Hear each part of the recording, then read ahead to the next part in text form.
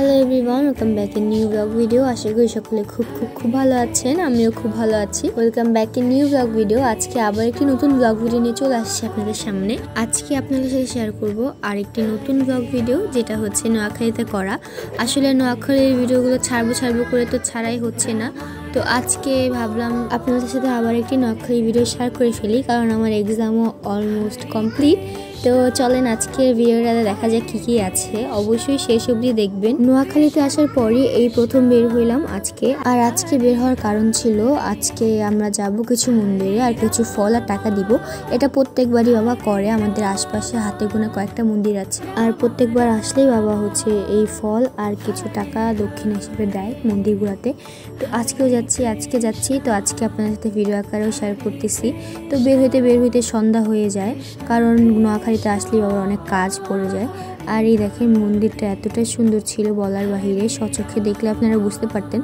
আর কপাল খারাপ যে মন্দিরটা বন্ধ ছিল তখন, মানে সন্ধ্যাবেলা খুলবে, সন্ধ্যা আরতির টাইম। তো মন্দিরটা আপনাদেরও দেখাচ্ছিলাম ঘুরে, আর আমি নিজেও দেখতেছিলাম। আর মন্দিরের পাশে এত সুন্দর তুলসী গাছ ছিল বলার বাহিরে। আর ভগবানের দর্শন তো করতেই পারলাম না, কারণ যেহেতু মন্দির বন্ধ ছিল, কপাল খারাপ হয়ে যা হয় আর কি। আর তুলসী গাছগুলো এত সুন্দর ছিল। তারপর আমরা অন্য মন্দিরের দিকে হাঁটা শুরু করি, আর হাঁটতে অনেক সন্ধ্যা হয়ে যায়।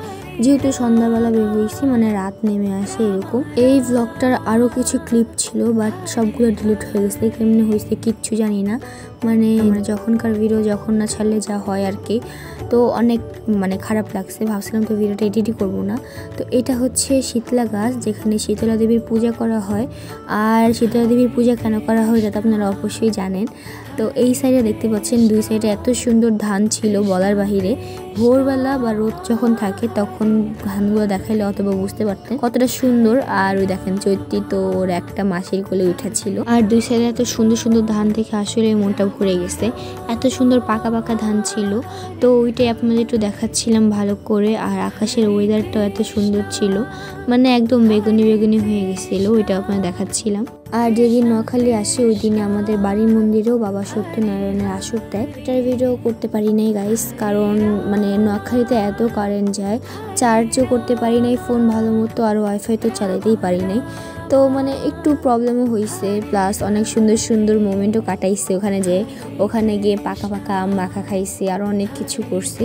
ওগুলার ভিডিও আপনার সাথে শেয়ার করব, ওগুলো আছে আপাতত। তো এখন ট্রাই করব ডেলি টু ডেলি ছাড়ার, কারণ যেহেতু আমার পরীক্ষা শেষ। তো এই দেখেন কোন জঙ্গল দিয়ে বাবা নিয়ে যাচ্ছিল, পাশের পুকুরটা এত সুন্দর ছিল। আর এইটা হচ্ছে শিব মন্দির। এই শিব মন্দিরের শিব ঠাকুরটা এতটা সুন্দর, মানে আপনাদের না আমি ফোনের ক্যামেরায় বুঝাতেই পারতেছিলাম না, বা ফোনের ক্যামেরা অতটা বোঝানো যাচ্ছিল না। তো এই দেখেন এটার সামনে একটা সুন্দর পুকুর ছিল, ঘাটলা করা, এতটা সুন্দর, মানে এটা সকালবেলা আসলে দেখাইলে অনেক সুন্দরভাবে বুঝতে পারতেন। বাট যেহেতু সন্ধ্যা নেমে গেছে তো অতটা লাইটও ছিল না, আর ফোন তো ফোনই। আর এই দেখেন দোকান থেকে তারপর আমরা কিছু খাই, দোকান পড়ছে যেহেতু সামনে, তো আমাদেরকে তো কিছু খাইতে হবেই। তো এই দেখেন পুরো অন্ধকার হয়ে গেছে, আমি লাইট জ্বালাই তারপর ভিডিও করতেছিলাম। তো ওই দেখেন পুরা চারপাশ অন্ধকার। ভিডিওতে তো আরও বেশি অন্ধকার দেখা যাচ্ছিল। তো এই অন্ধকার রাস্তার মধ্যেই আরেকজন সঙ্গীকে পেয়ে গেছিলাম, ও পড়া শেষ করে বাসে যাচ্ছিল। তো ওকে ওখান থেকে বললাম যে চলো আমাদের সাথে মন্দিরে চলো। আর এই মন্দিরটা এতটা সুন্দর, কারণ এই মন্দিরের মধ্যে একটা সুন্দর জিনিস আছে। এইটা যে দেখতে পারতেছেন, এটা হচ্ছে আমার দাদু দিদার জন্ম মৃত্যু সালটা লেখা। আমার দাদু দিদার এটা শেষ ইচ্ছা ছিল, আমার দাদুর একটা ইচ্ছা ছিল যে এরকম কোনো একটা মন্দিরের নিচেই তার নামটা লেখা থাকবে, এবং কোনো সদ্গুরু বা সাধুগুরু বৈষ্ণবের ধুলির চরণ যাতে এগুলার উপর পড়ে। কিন্তু সব মন্দিরেই কিন্তু এগুলা হচ্ছে নিচে অ্যালাউ করে না, উপরে দিবে। বিশেষ করে ঢাকেশ্বরী মন্দিরেই বাবা সব মন্দিরই ঘুরছে, বাট কোনো মন্দিরেই নিচে দিতে চায়নি, সব মন্দিরেই উপরে দিতে চাইছিল। বাট যেহেতু তাদের ইচ্ছা ছিল নিচে দেওয়ারই, তো এর জন্য অনেক মন্দির ঘুরে ওই জিনিসটা আর হয় না। তো তারপরেই বাবা হচ্ছে আমাদের বাড়ির পাশে এই মন্দিরটাতে এটা দেওয়ার কথা বলে, এবং তারা খুবই ভালো জানতো আমার দাদু দিদাকে অনেক ভালোবাসতো। তো এর জন্য তারাও এটাকে গ্রহণ করে এবং এটাকে নিচেই বসায়, এবং এটাই হচ্ছে একটা সুন্দর হিস্টোরি। এই জিনিসটার কাহিনী কিন্তু কেউই জানতো না। এই মন্দির আসার পরেই আমার বৌদি সহ আমরা সবাই এত সুন্দর একটা কাহিনী জানি, এবং আমার দাদু দাদি এত সুন্দর একটা ইচ্ছে ছিল এটাও আমরা জানি। আমার দাদু দিদা খুবই ভালো ছিল, বিশেষ করে আমার দাদু।